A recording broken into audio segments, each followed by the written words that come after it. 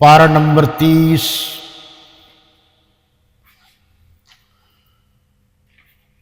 سورہ القریش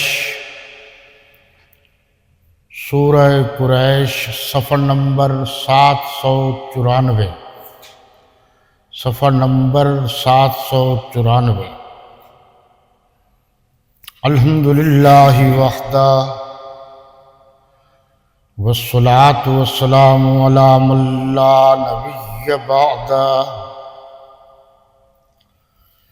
لا نبی بعدہ ولا نبوۃ بعدہ ولا رسول بعدہ ولا رسالۃ بعدہ ولا امام بعدہ ولا معصوم بعدہ ولا امت بعد امتہ ولا شریعت بعد شریعتہ ولا کتاب بعد کتاب اللہ الى یوم القیامہ والصلاة والسلام علی آلہ واصحابہ الطیبین الطاہرین الراشدین المہدیین وعلی ازواجہ وابنائہ وبناتہ وذریاتہ واتباعہ اجمعین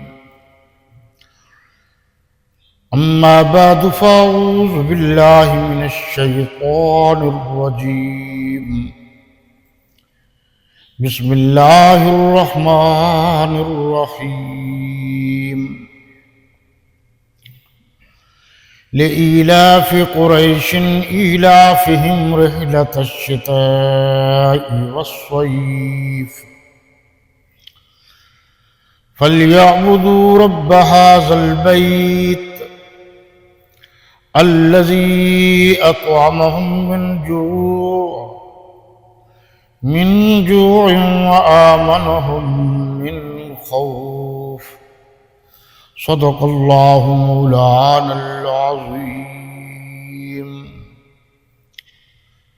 ترجمہ دیکھیے جی، شروع اللہ کا نام لے کر جو بڑا مہربان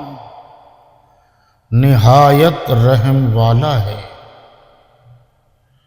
اللہ کے نام سے شروع جو سب پر مہربان ہے، بہت مہربان ہے۔ قریش کے مانوس کرنے کے سبب، یعنی ان کو جاڑے اور گرمی کے سفر سے مانوس کرنے کے سبب، لوگوں کو چاہیے کہ اس نعمت کے شکر میں اس گھر کے مالک کی عبادت کریں جس نے ان کو بھوک میں کھانا کھلایا اور خوف سے امن بخشا۔ آج ہم اللہ تعالیٰ کے فضل و کرم اور اس کی مہربانی سے سورہ قریش کا مطالعہ کرنے کا اعزاز اور شرف حاصل کر رہے ہیں۔ یہ ترتیب کے لحاظ سے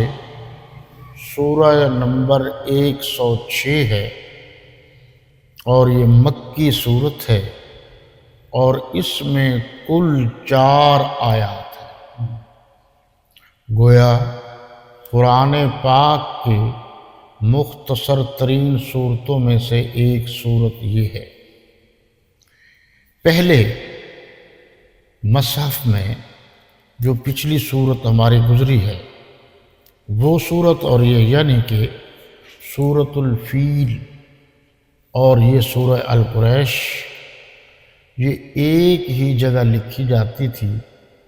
اس کے درمیان میں بسم اللہ الرحمن الرحیم لکھا ہوا نہیں تھا۔ لیکن جب مصحف عثمانی حضرت عثمان غنی رضی اللہ تعالی عنہ نے سرکاری طور پر ایک کمیٹی بنائی تھی اور اس کے ذمے تھا کہ تمام حفاظ سے، تمام قراء سے، تمام صحابہ کرام سے مشورہ کریں اور ایک ایک آیت کو سب کے سامنے لائیں، تصدیق کریں اور پھر اسی ترتیب سے لکھتے جائیں۔ یہ جو انداز ہے تحریر کا قرآن مجید کا، یہ قریشی انداز ہے۔ اس وقت بین الاقوامی طور پر اسی زبان کو اہمیت تھی، تو یہ انداز تحریر وہی ہے۔ حضرت عثمان ابن عفان، حضرت عثمان غنی رضی اللہ تعالی عنہ نے یہ کمیٹی بنائی اور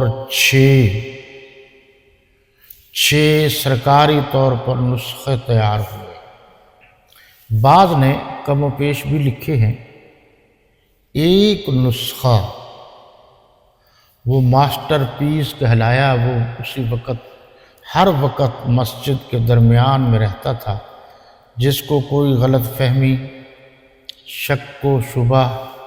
یا اعراب، زبر زیر پیش کا معاملہ آتا تو وہ وہیں سے قرآن مجید اٹھاتا اور دیکھ لیتا۔ پھر اس میں سے ایک نسخہ جو ہے وہ چلتا چلاتا، یاد رہے کہ میں نے عرض کیا ہے کئی نسخے تھے، ایک نسخہ تو جناب رسالت پناہ صلی اللہ علیہ وسلم کے دوہرے داماد حضرت عثمان غنی رضی اللہ تعالی عنہ کے پاس تھا، اور وہ شہادت کے وقت بھی پاس تھا جو آپ تلاوت کر رہے تھے، اور جو لاٹ لوہے کی آپ کو ماری گئی جس سے خون کا فوارہ نکلا تھا، تو وہ جو آپ کے سامنے قرآن مجید کا نسخہ موجود تھا، آیت نمبر 137، پہلا پارہ اور آخری حصہ سورۃ البقرہ کی آیت نمبر 137، اس میں ہے فَإِنْ آمَنُوا بِمِثْلِ مَا آمَنْتُمْ بِهِ فَقَدِ اهْتَدَوْا وَإِنْ تَوَلَّوْا فَإِنَّمَا۔ تو جناب وہاں جو لفظ ہے آگے فَسَيَكْفِيكَهُمُ اللَّهُ، اس لفظ پر حضرت عثمان غنی رضی اللہ تعالی عنہ کا شہادت کے وقت جو خون نکلا اس پر گرا۔ سوال یہ ہے کہ اس بات کی کس طرح تصدیق کی جائے کہ یہ واقعہ اسی طرح ہوا ہے یا نہیں ہوا۔ تو آپ کے ہاں ترکی ہے قسطنطنیہ، اس کی جو سرکاری لائبریری ہے اب بھی، اس ترکی کے سرکاری بڑی لائبریری میں ایک نسخہ موجود ہے، اس کو کہا جاتا ہے مصحف عثمانی۔ تو اس نسخے میں وہ سارے کا سارا سلسلہ ہے، یعنی حضرت عثمان غنی رضی اللہ تعالی عنہ کا خون ہے، اور وہ باقاعدہ خون آج تک موجود ہے۔ پہلی بات تو یہ ثابت ہوئی کہ خون عثمان جو ہے رضی اللہ عنہ، وہ قرآن کے ساتھ کتنا وفا ہے، اور قرآن نے ان کے ساتھ کتنی وفا کی کہ آج تک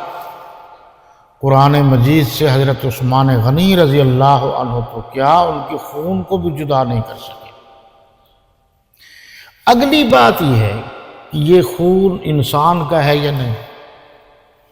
تو دنیا بھر کی لیبارٹریاں جو ہیں اس سے تو یہ ثابت ہو چکا ہے کہ یہ خون انسان کا ہے۔ اچھا، دشمنان قرآن، دشمنان حضرت عثمان غنی رضی اللہ عنہ یہ بات کرتے ہیں کہ جو خون جو ہے وہ تو ناپاک ہے اور قرآن پاک ہے، تو ناپاک خون پاک کلام پر کیسے گرا؟ تو بعض معاملات بڑے عجیب ہوتے ہیں، اللہ نے اس خون کو پہلے پاک کیا، پھر وہ قرآن پر گرا، ایک تو یہ ہے۔ اچھا، اور ایک نسخہ جو ہے وہ روس چلا گیا، چلتے چلاتے روس میں بہت ساری اس وقت تو ریاستیں تھیں اور اب بھی ہیں، تو ریاست میں وہ قرآن مجید کا جو نسخہ ہے وہ وہاں چلا گیا، اور انہوں نے اپنے حساب سے اس پر اس وقت چمڑے پر لکھا ہوا ہوتا تھا، موٹے گتے پر لکھا ہوا ہوتا تھا، لکڑی کی تختیوں پر قرآن لکھا ہوا ہوتا تھا، پتھر کی تختیاں بنی ہوئی تھیں اس پر بھی لکھا ہوا ہوتا تھا، وہ ایک مخصوص درجہ حرارت میں رکھا گیا تھا۔ فیلڈ مارشل صدر ایوب خان وہاں تشریف لے گئے تو ان کو باقاعدہ وہ نسخہ دکھایا گیا، اور اس دور میں اس کی ایک کاپی بھی ان کو مہیا کی گئی۔